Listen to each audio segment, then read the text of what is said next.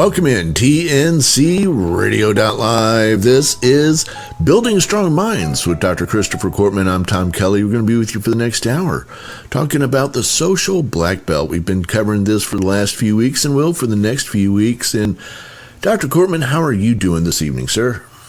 Hey, doing really well. Thank you. Thanks for having me. How about yourself? Always a pleasure. Doing great here on a Monday night, the Monday of Thanksgiving in 2022, and always good to be thankful for things. We talked about this, 2 or 3 months ago, the having an attitude of gratitude and the importance of gratitude in a person's life. We certainly did, and that's going to come up again tonight as we're talking about the sixth truth, which is our emotional energy is finite, and we want to do our best to invest it appropriately so we can get ROIs, return on investment. So, one of the important things we're going to address is being grateful has a way of returning to us, and it blesses us, not only the person we're grateful towards, or not only God, we benefit from being grateful creatures.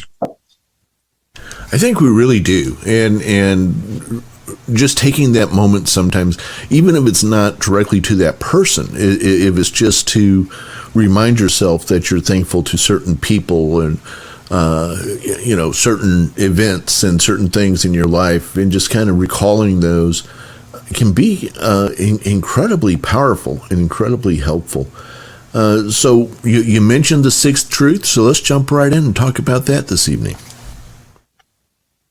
Yeah, last week we began on the sixth truth, and we were talking about the alliteration, which is the same sound, in this case, W, that there are 3 ways we talked about to waste today's supply of emotional energy.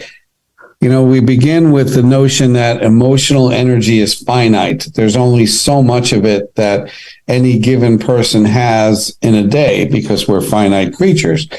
And so the comparison is to money. Everybody understands money and the fact that money is finite, and we only have so much money to spend. And so the theory is, or what I like to think anyway, is that we wake up in the morning with 100 parts of emotional energy that can be likened unto $100. And how do we want to spend today's supply of emotional energy? And since it's finite, since it's limited, we want to do a really nice job of investing it in places where there'll be a return on our investment. And so the alliteration, the W, is don't waste our emotional energy on the 3 ways to waste it, all W words. First one, as we went over last week, is wishing that the past were different. And essentially what that is being stuck in resentment, stuck in regrets, stuck in victimization. Some theorists believe that most of the world is stuck in a sense of having been victimized along the way, and they don't progress beyond that stage. I heard someone talking today about narcissism, that sense of a belief in how important I am, that I give too much weight to my own importance. And according to the theory on narcissists, they will either see themselves as the hero or as the victim in every story, because there's an exaggerated sense of self-importance. And, we don't all have to be diagnosed with a narcissistic personality disorder, but we all have a sense sometimes of being victimized in life and sometimes being stuck there. So the first W on wasting our emotional energy is wishing the past were different, being stuck in that sense of, my life has been very unkind to me. I'm a victim of the events of my life. The second one being worrying about the future.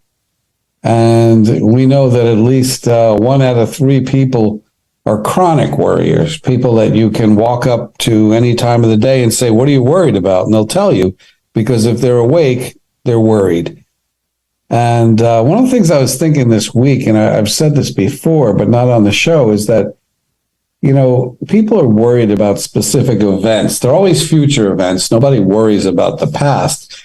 But when they worry, the vast majority of things we worry about never happen. And there's a great quote, I hope to get it right, by none other than Mark Twain, which says, "I've had many difficulties in my life, some of which actually happened."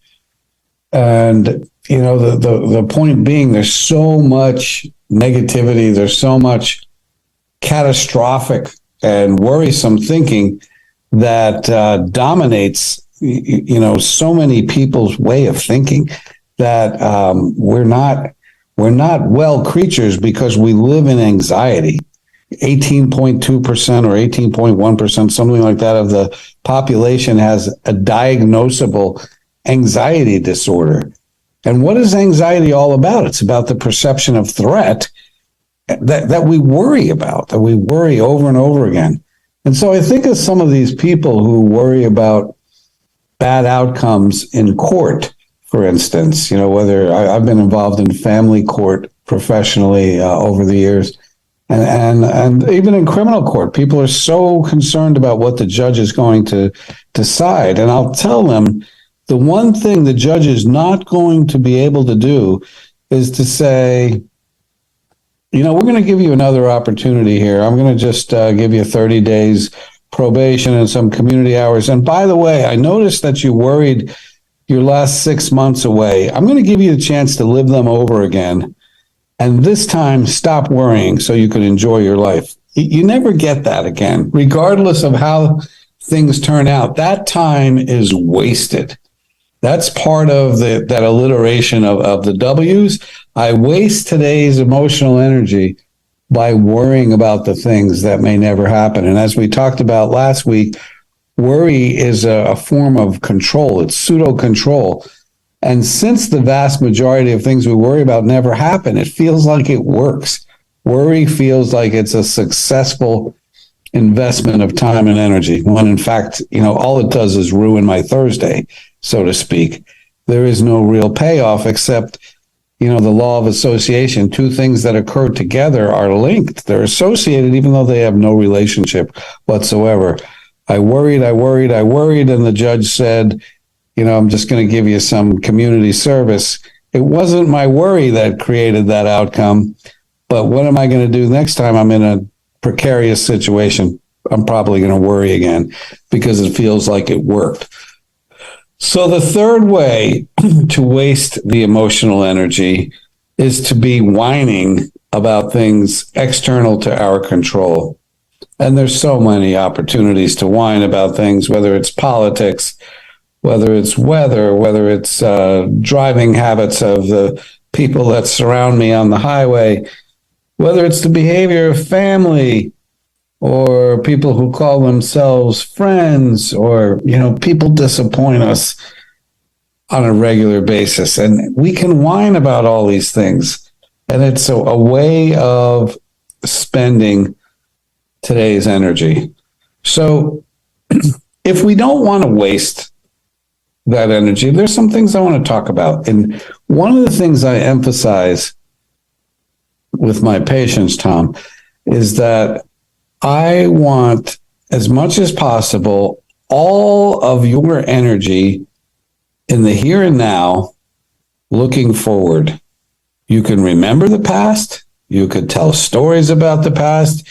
You could say, boy, that time was a very difficult time, or that was a painful episode, or that was traumatic back then. But I want my patients to have mastered the past to the point where their energy is in the here and now, looking forward.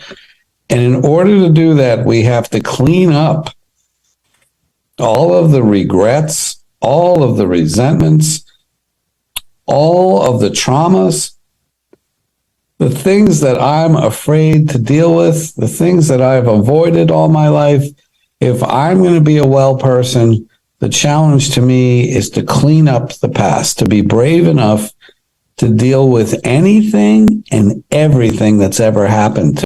DPF regens can occur multiple times per day. Hot Shot Secret Diesel Extreme Fuel And I Additive will promotes a submit more this in a humble fashion to any and all of my listeners to say, if you are stuck somewhere in the past, that doesn't mean that you always have to be.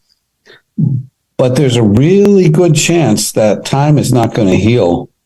Time is already done. You know, if this thing's a year old, whatever it is, time has probably already done everything it's going to do. The rest of it is on you to deal directly with whatever that is, whether it's a trauma, a regret, a resentment, just some old baggage. It's time to clean that up. And it's very doable, but one has to be brave enough to return to whatever is unfinished. The goal is to put things in a place where you are now at peace with what has happened. That is it. We don't have to change the past because we can't anyway. We don't need to use the past as excuses for where I am today.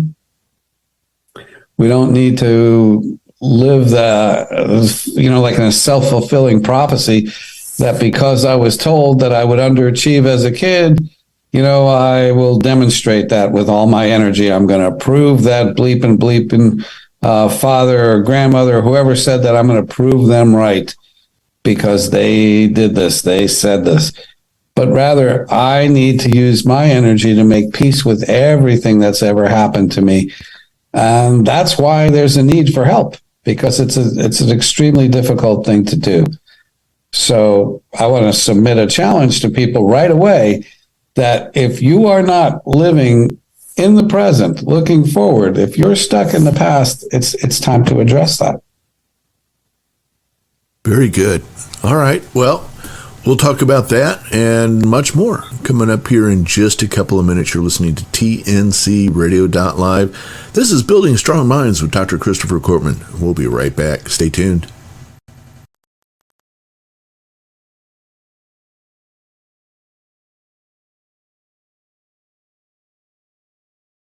Space in a semi-truck is limited.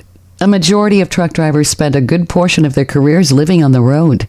Trying to fit all the necessary home items, personal products, work documents, and food in a tiny truck cab can be a challenge. Staying organized on the road helps you stay more productive and comfortable.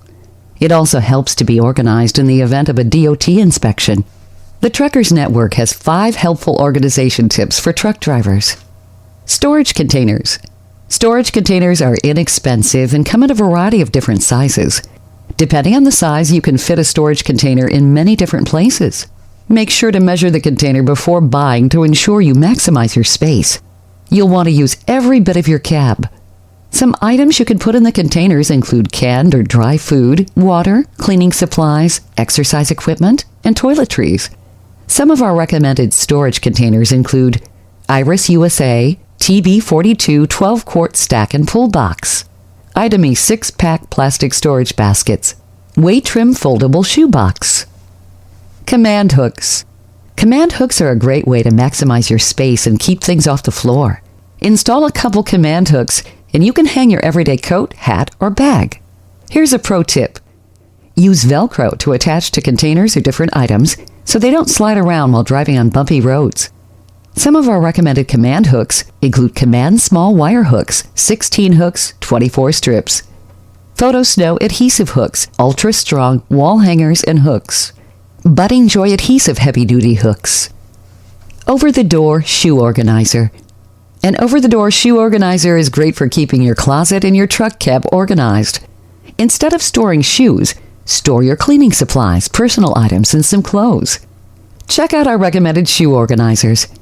24 pockets, simple houseware crystal clear over-the-door hanging shoe organizer.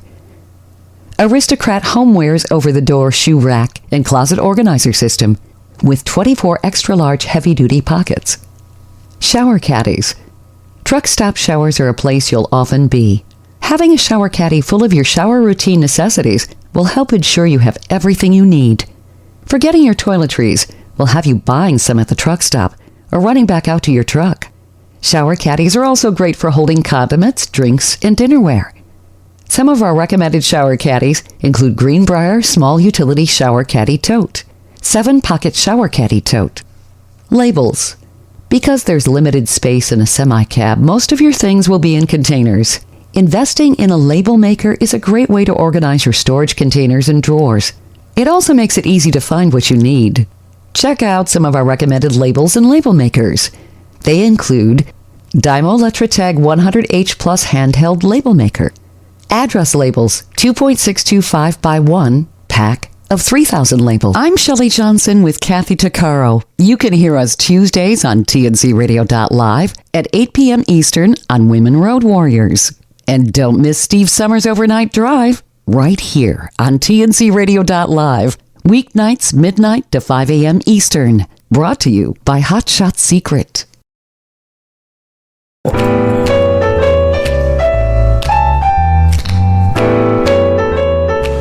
Welcome back in TNCRadio.live. This is Building Strong Minds with Dr. Christopher Cortman. That was a good place to stop. Dr. Chris, where do you want to take us from here? Well, one of the things that I talk about with patients fairly regularly is the stress response.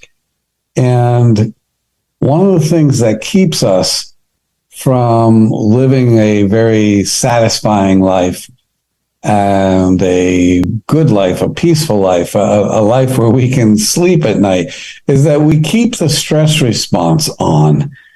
And later on in the show, I want to talk about 10 ways to get a good return on investment with our emotional energy.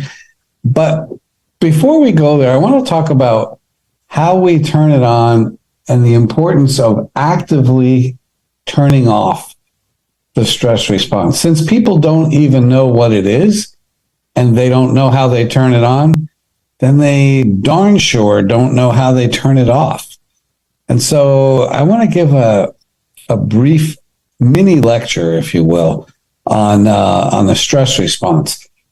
So the mind perceives a threat to any kind of investment of mine. And those threats are so varied. They can be physical threats like, somebody has a weapon in the crowd, or they can be a physical threat like there's a bully in school and he's coming for me. But so much of the time, what we perceive as stressful is not necessarily, physical attack. And, we've been programmed, as it were, to have a fight or flight response to perceived threats. And that is useful when we have to run or to fight. So much of what stresses us in today's world, whether it's a sick child or a difficult work situation or being underpaid at work or not being able to find a job that I really feel good about, or a high conflict marriage, or just having a difficult time with health or surroundings or neighborhood that I live in. I mean, so much of it is not necessarily a physical threat, but it creates this fight or flight thing. And again, those are not particularly useful responses to fight or to run away. So much of what we have to do with stress is to face what there is and let go of things outside of our control. So the stress response begins with this alarm reaction, and then it progresses into a second phase of resistance. And with resistance, we continue to fight in high gear. We're not supposed to be in high gear. High gear is for emergencies. It's great to be in high gear when we have to lift up the back end of a vehicle because grandma's trapped underneath. Or high gear is a good thing when we have to stay up all night to take the LSATs in the morning. Or emergency type things. That's great. But we don't need to be living like that because it's depleting us. And that high conflict marriage that morphs into a high conflict divorce, that just keeps the stress response going in this resistance stage which leads to a third stage, which is exhaustion. And exhaustion, is exactly what it sounds like. We start to break down, fall apart. We have symptoms of different kinds.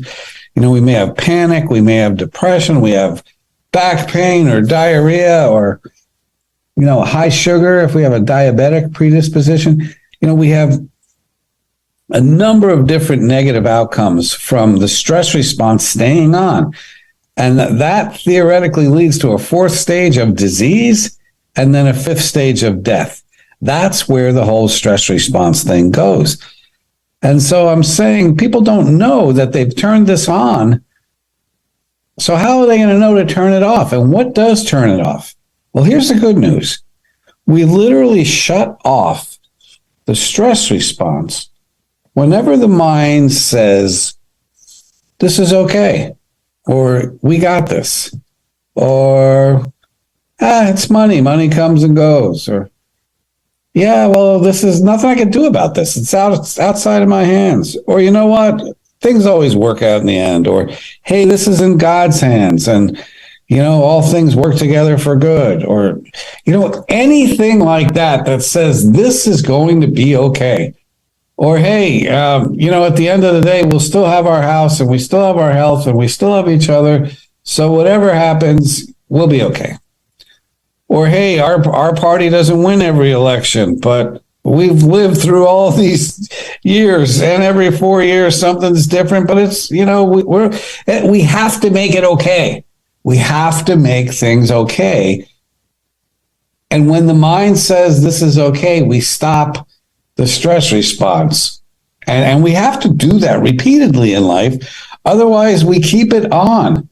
There are people who live with the stress response on 24/7 because whatever it is they're upset about, they never stop being upset about that. And they age their bodies and they age their nervous systems and it depletes their organs, cardiac and liver and kidney. I mean, they're just, it's a mess because they're always running in high gear and life is so hard for them. And the breakdowns are inevitable. And so I like people to understand, if you want, you can keep the stress response going about this thing. Or we could say, all right, what's the worst that could happen? You know what? You already have lived with this before. You already know how to handle this. All right, what if this does happen? You want to be sick? You can keep thinking like this. There was a Major League Baseball player. You probably have heard of him, Tom, because you're a ball fan. He played some of his career for the Yankees. His name is Mickey Rivers. And Mickey was one of those guys that looked like when he walked up to the plate that he wasn't going to make it. Like he hobbled like a man in his 90s. But then when he hit the ball, he was lightning. He could get to third base with a triple. Just like a line drive in the gap, and Mickey was going to turn it into a triple. He was incredibly fast. In fact, the jokesters would say about him, the punsters rather, that he could probably run the ball in faster than he could throw it. He didn't have a great arm, but he just had this great speed. Yeah, his nickname was Mick the Quick. Yes, and behind the scenes, he wasn't known for his intellect, so he was also called Mick the Thick. Okay. But the only reason he made it to our show tonight is because he had this great quote, which he said, I don't worry about anything, because if it's outside of my control, then there's nothing I could do about it, so I don't worry about it. But if it's in my control, then I do it, so I don't have to worry about it. So it's like, man, he made that easy. And maybe he wasn't so thick after all. But it's just, I'll never forget that, because it was like he would look at people like, why do you worry? You can't control that. Let it go. It's very, very simple. And if you can control it, go control it. And, perhaps a more famously quoted rendition of Mickey's theory there is the Serenity Prayer. which essentially is a well-known, perhaps 19th century prayer. I'm not sure. I believe from Germany, where the prayer is, God, grant me the serenity to accept the things I can't change, the courage to change the things I can, and the wisdom to know which is which. The wisdom to know the difference. Basically, draw a line down the page of life. Is this something I can control? Is this something I can change? And if so, I need to be brave enough to do whatever's necessary. And if it ain't mine to fix, change, or control, and that's the phrase I hand my patients, if you can't fix, change, or control it, you got to give it up. You got to let this go. And that means give it to God, give it to fate, just give it up, because it's not yours. And when people learn to do that, they can bring their stress levels down considerably, because it's not mine. What's going to happen is going to happen, and I'll deal with it to the best of my ability. That, I've always thought the Serenity Prayer is mental health in a nutshell. And we have to learn to do that. If we're going to make today count, if we're going to use today's energy wisely, we have to deal with our past, and we have to deal with the many, many things outside of our control by saying, I'm sorry that they're still fighting in the Ukraine, but other than saying a prayer, sending some money, voting for who I think, I can't fix that. And making myself crazy and making myself a basket case and making myself a nervous wreck, that doesn't save one Ukrainian life. Nope. It just messes up my marriage. It messes up my family. It messes up my work. It doesn't bring glory to God, and it doesn't bring glory to the Ukraine. But as we've said before, there's something, some kind of satisfaction that goes with worry. But the negatives outweigh the positives. But that's sometimes hard to measure in the moment. Very, very hard. And the payoff, again, is that it feels like I'm controlling something when I'm worried about it, even though I'm not. I haven't changed anything with that war. I haven't changed anything in the ball games I watch and obsess over.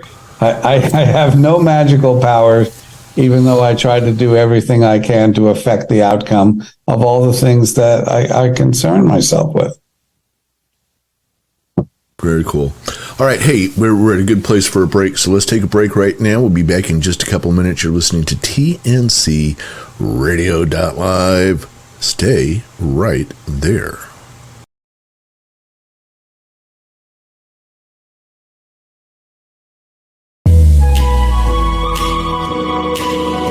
Hi, I'm Dr. Christopher Cortman, and now for the Mental Health Minute. This is the third part on, are you a control freak? And in the first part, we talked about why control can be a very good thing and an important thing. In the second one, we talked about when control goes awry, when it's a bad thing. This time I want to talk about what control does for people, and why do we try to control other people? I have a patient who just returned from a year overseas. She was in Spain with her boyfriend, and she said, I don't like how I'm behaving in this relationship. Early on, I read some text messages about his communication with other girls, and it really spooked me. So I found myself trying to control everything he was doing. In Spain, she said, they call that a controladora, a woman who controls too much. And I said to her, well, if you only had a backpack, you would be Controladora the Explorer. But I digress, because I have a daughter and we watch too many Nickelodeon cartoons together. Anyway, back to the point.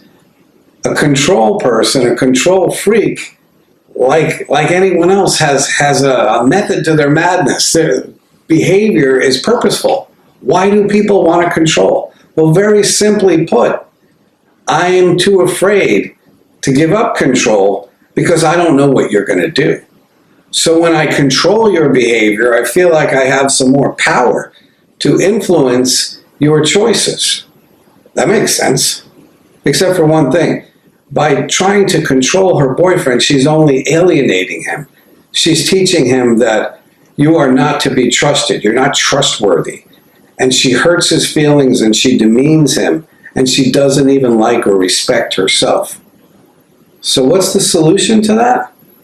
It's always going to be let go of what's not yours to control and make a conscious and deliberate decision to choose to trust the other person. And most importantly, trust yourself. Because if the boyfriend turns out to be less than trustworthy, then it's up to me to make good decisions at that point.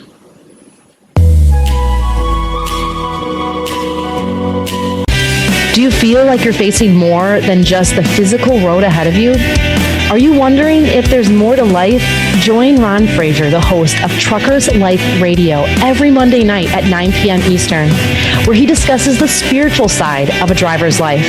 On the show, he goes through the spiritual and moral questions drivers face on a daily basis, helping you, the driver, as you travel life's highway.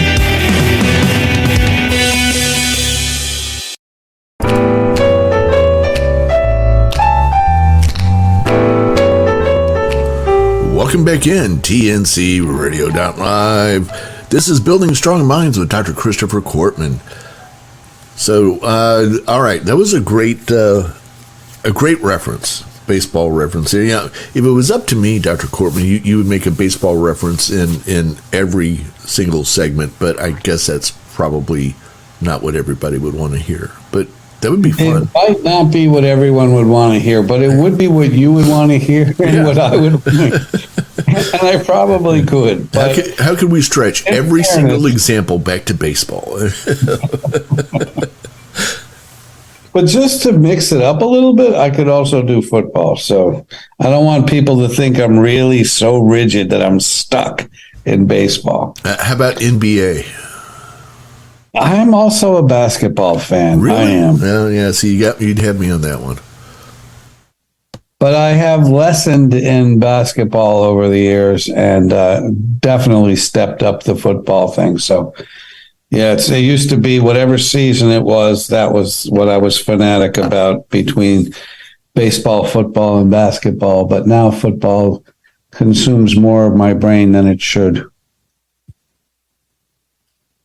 But speaking of that, nice segue. I promised you before that I wanted to talk about 10 ways to get a return on today's investment, today's emotional energy, 10 ways to get ROI, return on investment, and what we could do to make today count in some way or another. And some of these things might sound ridiculously simple and small, and other things might sound more difficult depending on who you are. But I want to run these things by the audience. And this is not written anywhere. It's just off the top of my head. But I like these things. I believe in these things.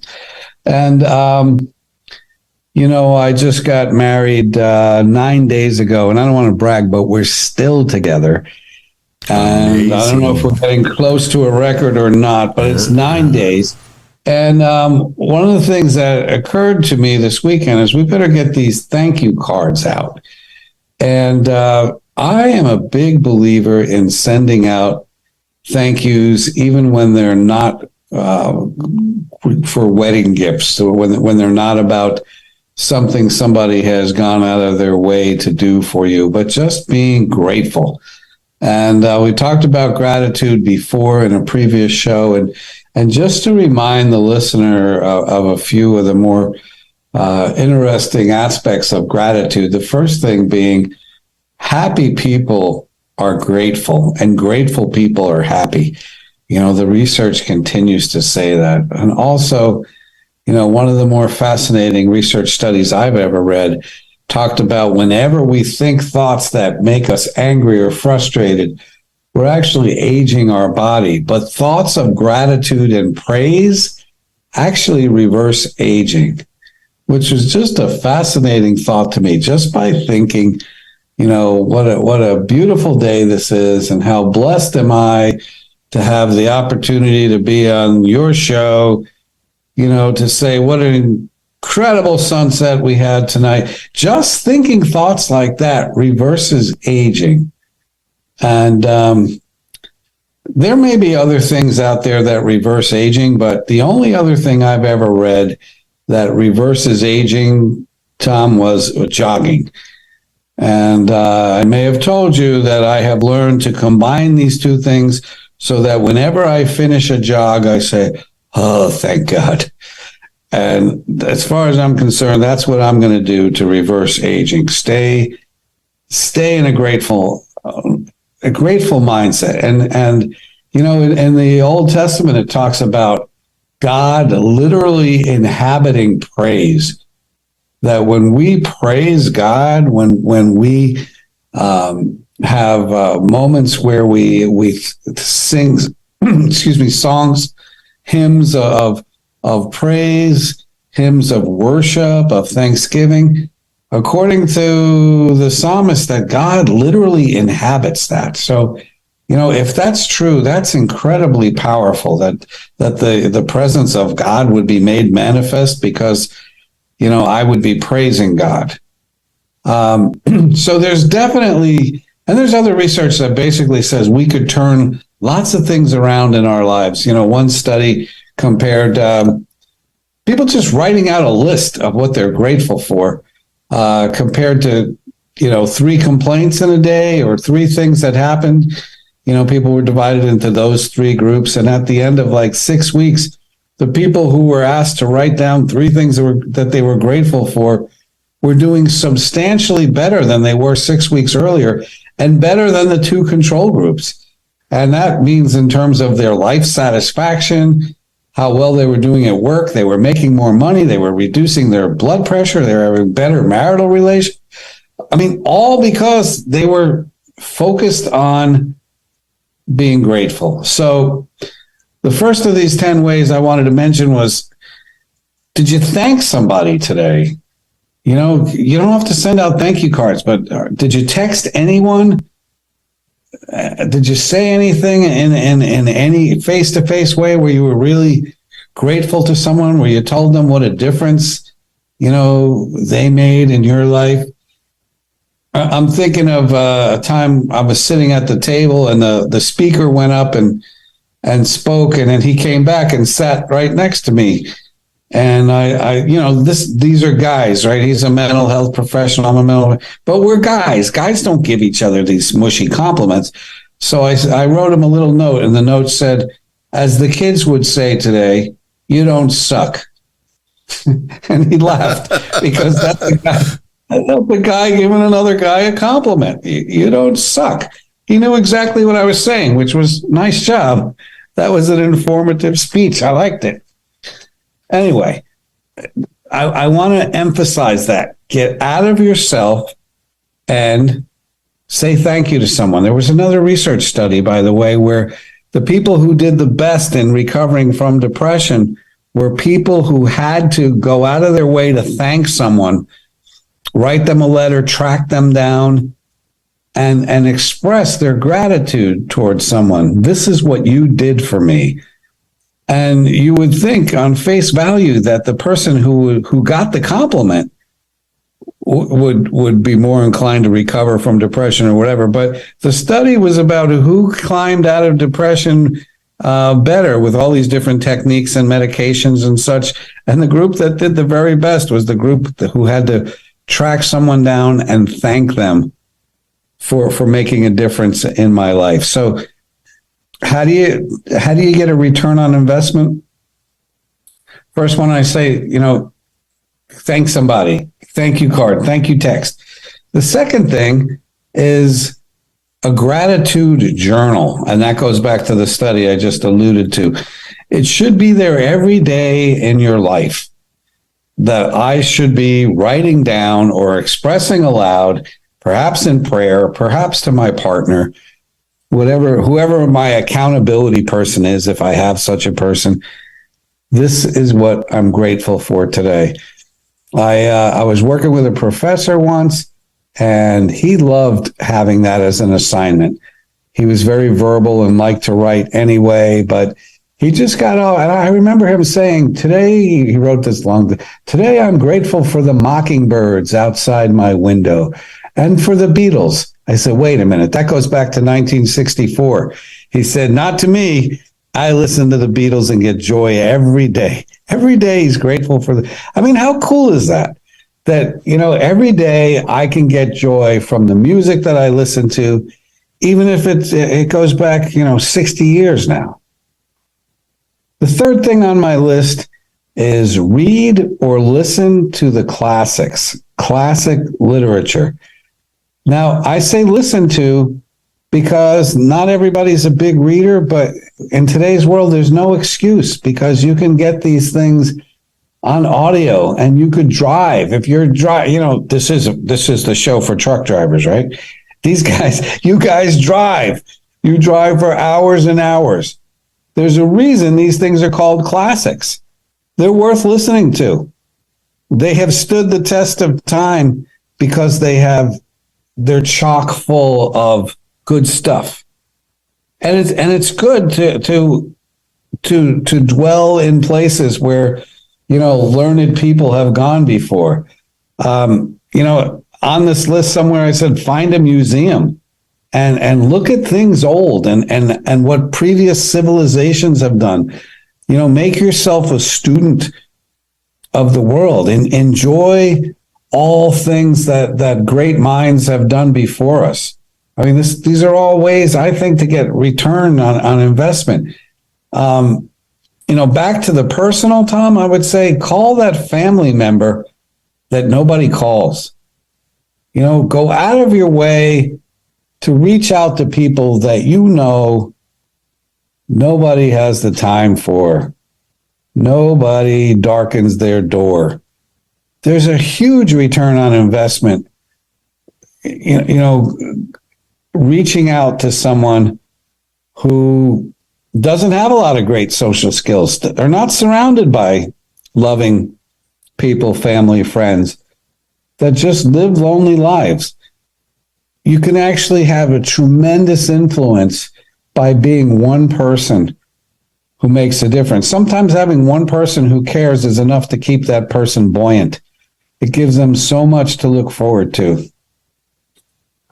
I'm spontaneously thinking of a time in graduate school where I was in a store and I bought a bag of Valentines. They were all in one giant bag and they were silly little Valentine cards. And I decided to send one out to like every aunt, cousin, friend of the family.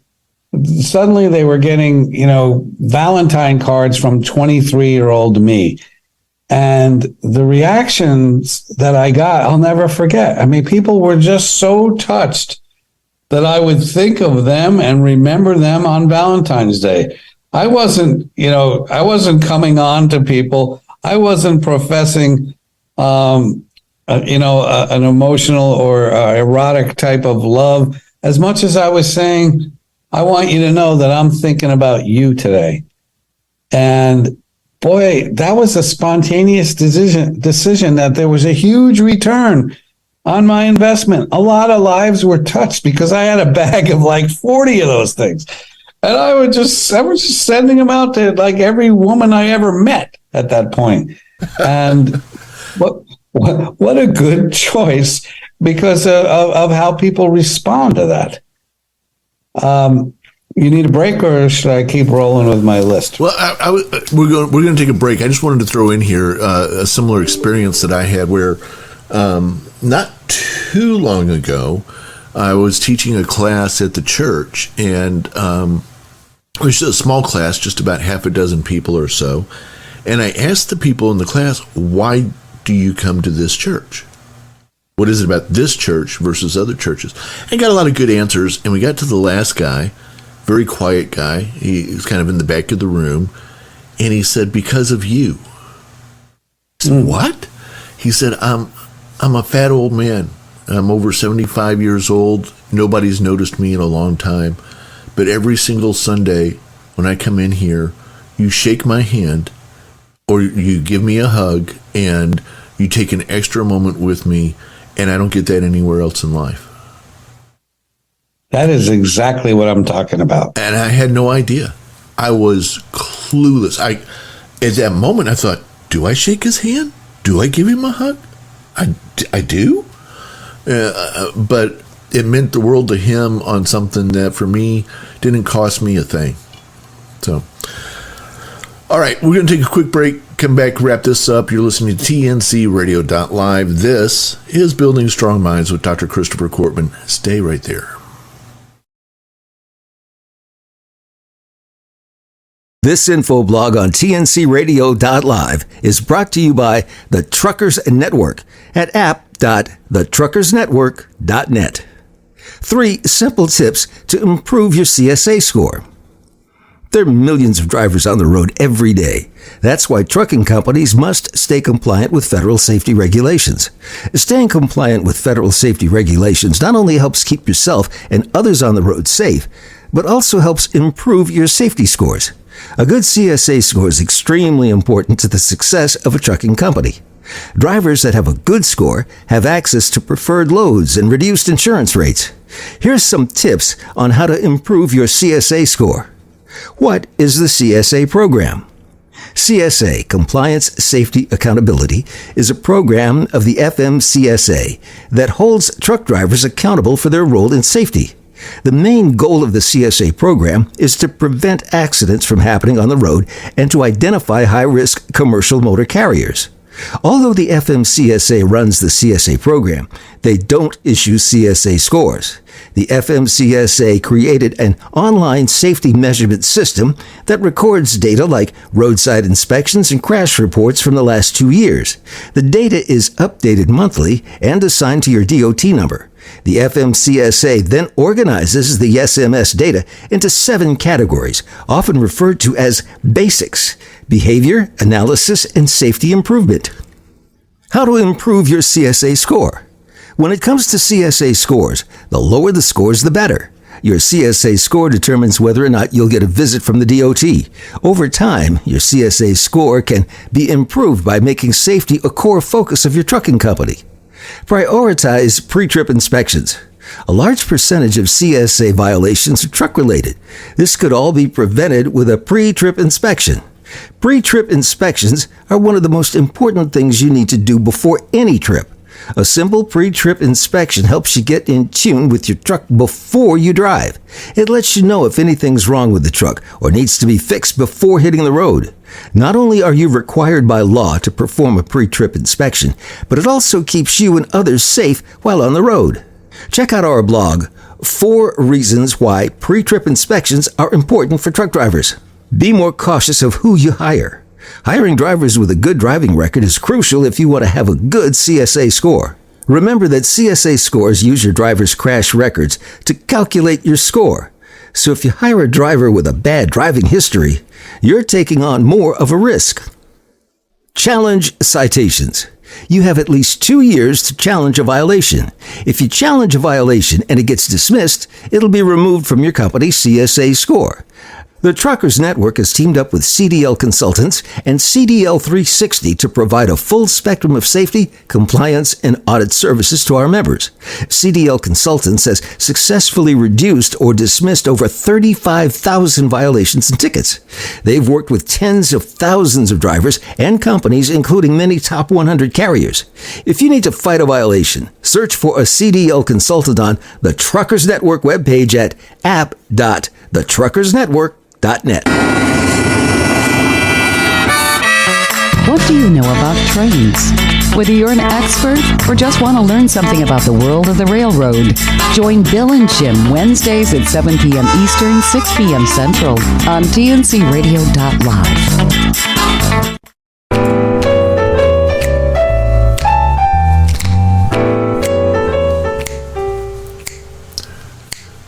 Oh, Snappy, yes. Welcome back, TNCRadio.live. Happy to have you back with us. I'm Tom Kelly, along with Dr. Christopher Cortman. This is Building Strong Minds, live on Monday evenings. So happy to have you with us. Dr. Cortman, we've got just a few minutes left. Let's start off with how can people learn more about you and find out more about who Dr. Cortman is? The FBI files would be a good place to start. And there's lots of them too. It's a thick folder. srqshrink.com is a good place to go. We say this every week, and I actually got something that was, you just gave an example of a wonderful, kind thing and affirming thing that someone said. This week, I had someone from England, of all places, talking about a book that I wrote, Keep Pain in the Past, and how her husband has been traumatized. And, that she read the book. He wasn't about to read it, at least not yet, and how much it helped her understand and so forth. And she wants to be what you would call a long distance patient, like across the seas. But very, very good to know anytime that people have a question, a comment, and yes, a compliment's nice too. The reaction is, I bought your book to say, oh, you're the one. Thank you. But it's really a kind thing when people let you know that they're out there, and anything said or written makes a difference, because that's what makes us want to do, programs like this and books, of course. So, yeah, it's possible to get a hold of me, srqshrink.com, and any of the books can be purchased from Amazon or even from my office if they needed to. Since we have a few minutes, I want to take a little tweak. I've been talking about being grateful and reaching out to strangers and family members and so forth. But I want to turn that around just a little bit and say, here's another way to get a return on investment. And that is to apologize to your wife, your kids, your significant other, your friends, for something that has been bothering you for a long time, but you haven't had the wherewithal, you haven't had the confidence, you haven't had the courage, you haven't had the humility, whatever you want to call it, to say, hey, I'm sorry. Maybe you forgave me for this 10 years ago, but it still bothers me. I think of a personal example that as an adult, especially with my psychological training, it occurred to me that I was a pretty crappy older brother, especially to my youngest two siblings. In retrospect, I realized I teased them like mercilessly.